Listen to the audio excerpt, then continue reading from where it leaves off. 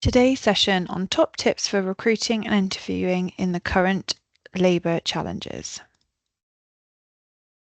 Today's learning objectives are to understand the different interview questions and techniques when to adjust your approach, to be clear on what is best practice to attract the best talent in the market, to be able to demonstrate inclusivity when you're recruiting, and to implement your learning objectives to ensure that your recruitment process is aligned to your cultural values. Okay, so let's kick off. Why is this all so important? So your value proposition will look different now to when you looked at it 12, 18, even 24 months ago. Here are some of the statistics why. So 97% of employers value soft skills as much as their hard skills, and that changes the way the optics of what you're looking for in candidates. And it's really hard to actually measure soft skills. So we need to be really consistent on thinking about how can we measure those when we're interviewing. Hiring managers take on average 7 seconds to look at a candidate's CV. In this day and age, everything's obviously all online. So much effort can go into someone creating their CV, but actually, if a hiring manager is only taking 7 seconds to look at it, how are we really understanding what each candidate has to bring to the table? 87% of business leaders now think that recruitment as a strategic function within their business. And this is the way it is evolving. Your talent management function and your resourcing levels are a huge part to do with your strategic alignment, your growth, your strategy, your goals. And so the people that you have in your business and the pipeline that you're building to bring into the market is a huge factor in the success of your strategic goals. And the stakes are high if we don't get it right. So we all know how painful recruitment can be if unfortunately it doesn't go right. The average cost of hiring an employee in the UK, cost per hire, is around £6,000. The average vacancy in the UK receives 118 applications. Now I know that's obviously not market specific, but the actual labour market is inundated with CVs and headhunters and LinkedIn recruiters. So there are a lot of candidates out there that are willing to look to move. So not only is it difficult to recruit, but we've also got a lot of people out there willing to move. Staff turnover costs businesses on average of £30,614 per employee. That's a huge cost to the business. And like I said, the stakes are high with the cost of recruitment, the time it takes out of the business for the managers to do the recruitment process. For it then to not become a success is hugely costly and a massive drain on the business. And the routes to markets are consistently evolving. So as we mentioned, obviously everything is predominantly now online. So 98% of businesses use social media for their recruitment last year, with LinkedIn being the leading platform. Probably not unsurprising. 73% of millennials find their current roles through social media. Like I said, there's headhunters, there's people that are specifically designed to be on social media, absolutely seeking out the next move and the next opportunity and the bigger paycheck that people can move for. So the way in which this is evolving is all very much online. 43% of companies are now using some form of AI to interview potential hires, and this is the way we will see this moving more and more. Is AI will be integrated into our processes as much as possible to reduce time and energy and inconsistencies within approaches.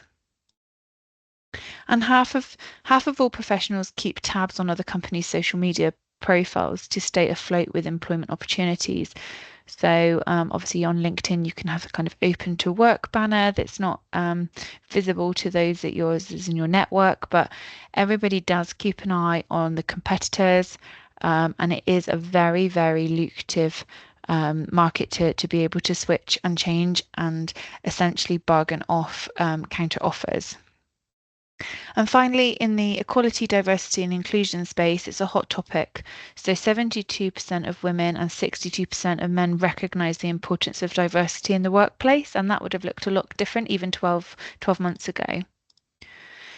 Businesses that embrace diversity and post on social media receive 26% more applications from women when compared to the previous vacancies. That does speak volumes if we're trying to look at diversifying our workforce as much as possible, specifically in the industry.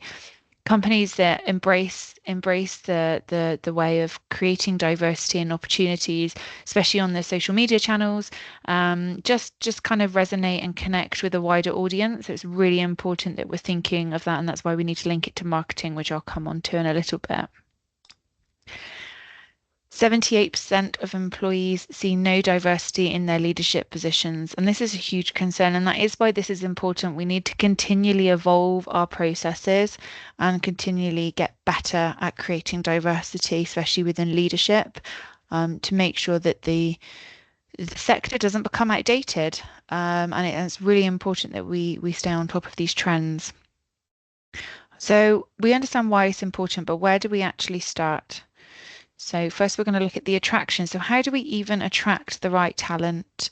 We just talked about how many people online are open to work, how many people are willing to change and switch. It doesn't seem such a big move nowadays to be able to switch, especially when people are looking more remote, and work from home is still an option.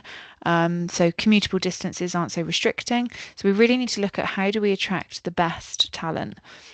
So we need to be clear on our employer brand, and I think I spoke about this in my previous webinars, is sort of your employee value proposition, or what you've got to offer in your brand and what it stands for. It needs to be absolutely crystal clear on job descriptions, blurbs, bios, and it needs to be consistent on all sorts of channels. So from your website to your LinkedIn, to your jobs market, to your boards, to even what your other employees are posting on LinkedIn. It all needs to remain very consistent with your brand.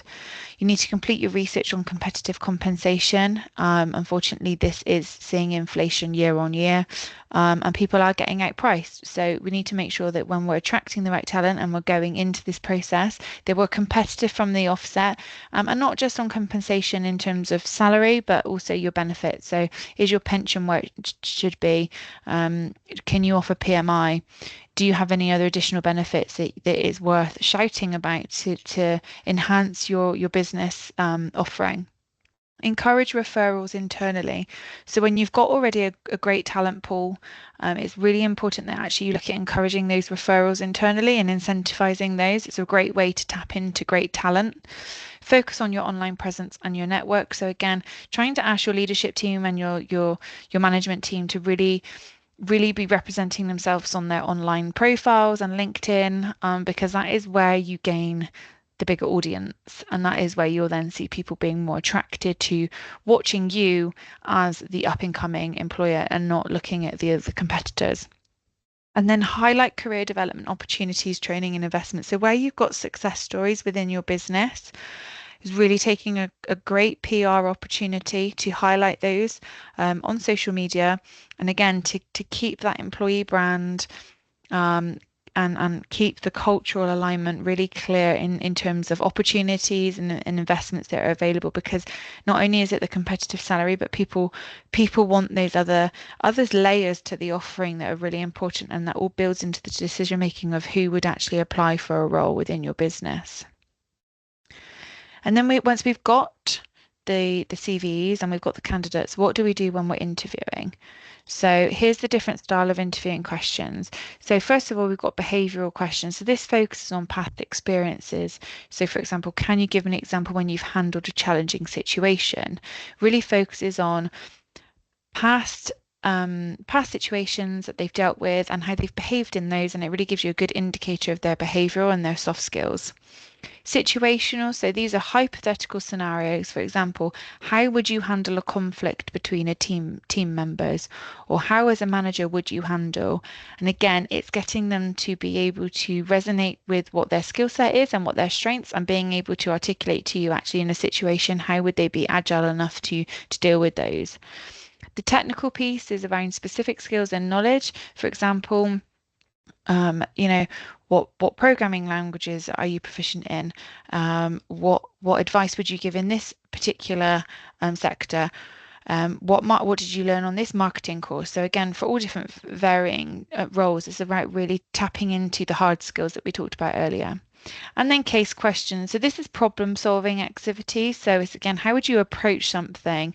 So give them a problem, give them that's specific to your business, to their role or their team, and get them to problem solve, and hopefully the behavioral, the situational, and the technical will all come together in one piece. And then you'll be able to actually see as a well-rounded candidate how they can perform within your business. Changing your approach to recruitment. So again, I think it's around, whilst you may have a script and you may have your set questions for interviewing, it's always about evolving the interview questions for each role. So review the job description and the profile, but then create some very specific questions to the key responsibilities. So make sure that it's very relevant and that the questions that you're asking actually give you some information that you need to know, and it's not a tick box exercise. We've all been there when we've been in an interview and you quickly realize that actually the person sat in front of you isn't the same person that you anticipated when you looked at their CV. So it's really important to be able to assess the experience level quite quickly and then adapt your level of depth and complexities of the questions, whether that's to increase the complexity and dig a little bit deeper, or just strip them back and really try to understand why there's a difference between the CV and the person sat in front of you. First stage interviews and final interview approach. So you do need to check those answers, and it is really important to make sure that the answers are aligned. This is where you can try to ensure that there's consistency in their answering and their behaviours, and then we'll come on to sort of the phases. But it's definitely worth probing if the answers aren't clear and transparent, and make sure that that final stage is really where you can drill down into what people meant by certain things, or triple check that something was your understanding. And the cultural piece for me is really big. So ensuring that you ask questions to assess alignment with the organisation's core values. So ask the candidates to speak freely about how they behave in situations rather than what they did. So again, that's soft skills. And really try to align that to what your business and your team, how they behave and how they culturally align to the business. So when we think about a process on screen now, I think you've got sort of a three-stage approach. You've got your initial screening, so essentially requirements meeting the CV. So you've got your role profile or your job description, and then you've got the CV.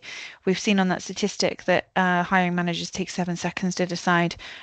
It is very much do they match? Do they meet the requirements? Do you like what you see on there? It's very rare that a manager would read everything probably word from word. It's skim reading, and it's just essentially vetting them and funneling them into the system. On the first stage interview, it's matching the CV with the candidate. So again, it's doing that assessment piece quite quickly to understand, is this person who you thought they were going to be? Is their skill level where you thought they were? Are they actually proficient in certain things that you need them to be? So doing that assessment quite quickly. Really understanding the technical skills and experience is absolutely essential in the first interview, and then adding some of those behavioural pieces in. So tell me about a time, can you give me an example of when you've done X, Y, and Z, is really important to get those soft skills elements out. And then I would always recommend doing a second stage or final interview. And this is one, obviously, to just ensure that the consistency is there and not someone's just had a really great first interview. You need to just make sure that the person sat in front of you is going to be able to deliver on the job. So in this second stage or final interview, what you'll be doing is asking those cultural questions. So it's more around, how do they behave? How do they feel about certain things? Do they resonate with your cultural values? Do you think they'd have team collaboration and cohesion? So would they mix? Would they offer something different? Remember, we don't also want clones of everybody on our team, so it's really important to make sure that actually we've got a nice blend in diversity, but would that team cohesion work? Thinking about, do you do personality profiling, so psychometric assessments? If that's something that's within your process, it's worth bringing in at that point. It gives you a really deep dive into that person, and you can kind of understand a little bit more about their behaviors.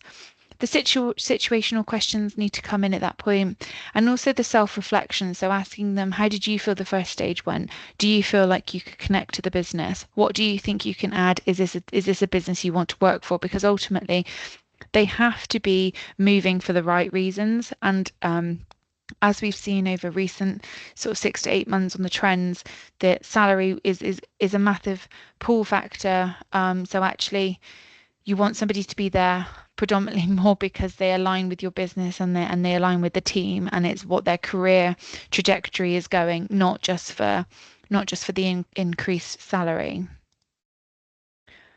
Okay, so when we look at inclusivity, HR and marketing really need to be focused on the language and imagery that you use online. It's about using a varied approach and just making a conscious effort to be aware of what you're posting. Consider the bias-free screening. I talked about this before, but testing words on your job adverts to see how they affect who it applies, potentially group or anonymizing CVs to review them, committing to interview questions relating to performance on the job before you even see them. So create the script before you see the CVs. Focus on interviewing to collect information, not actually making the decision at that point. And then score the interviews to allow you to make an informed and subjective decision. So it's not emotive. So that kind of bias-free screening is absolutely key. Consider who's on your interview panel. So diversify, making sure that you've got different genders, different cultures, different ages, and what that can bring to the panel and what sort of questions. And then also consider your accessibility. So how is interviewing looks best for you, and giving them plenty of options to be able to access that interview opportunity, not just it has to be face to face. And then when we think about diversity, let's think about diversifying the talent pool. So tailor your comms for each candidate. So once you're in that communication trail, let's think about, what part of their career are they at? What's important to them? Are they interested in training? Are they interested in pensions? Are they interested in becoming a manager? Really, really tailor at what point of their career they're at and how the business can kind of tap into that.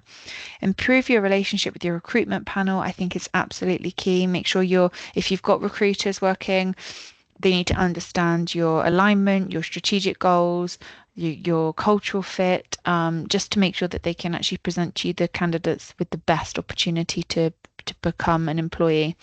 Continue to post diversity successes on social media. I think I've talked about that just previously, but any successes within your business you need to promote, especially the diverse ones. Seek feedback from your recruitment panel to see how the interviews went. So actually, just once you've done a round of interviews, actually check back with your recruiters to say, have you got any feedback for us on how we done? It has to be an evolution of a process. So it's just always about making sure that you're asking the right questions, you're being relatable, and that you're aligned. And then are the essentials on the job description really essential? So quite often you'll see things on a job description, then really when you're challenged if they're actually essential, it's like people say, well, there's always been on there, or that task has always been put on there for the last 15 years. Okay, but it's about taking a second, stripping it back and really understanding, is that really essential or could that be a desirable and could you be flexible? So just that allow you to cast your net wider and include further people in your search, which could then have greater soft skills, and the technical piece you can bring on. So really just think about what is essential. And that reflection piece is always really key afterwards. So should you conduct exit interviews? 100%. So, it obtains key metrics for you to be able to understand your trends over an extended period. It gives you actionable insights. So whether there's a particular area within the business it's looking at, or a team, or a manager, or a training area, really gives you those insights into actually why are people leaving the business? What is the problem? What is this costing the business? And actually trying to get your retention strategy aligned with your recruitment to be able to minimize the turnover is absolutely key. Hopefully, after that whistle-stop tour, you should be able to summarize and understand the different interviewing questions and techniques, be clear on the best practice to attract the talent, to be able to demonstrate inclusivity within your recruitment process, and also to implement all of these into becoming more aligned with your cultural values. My name's Holly Mapstone. It's been a pleasure presenting to you today, and my details are on the screen. Please do feel free to reach out if you have any further questions.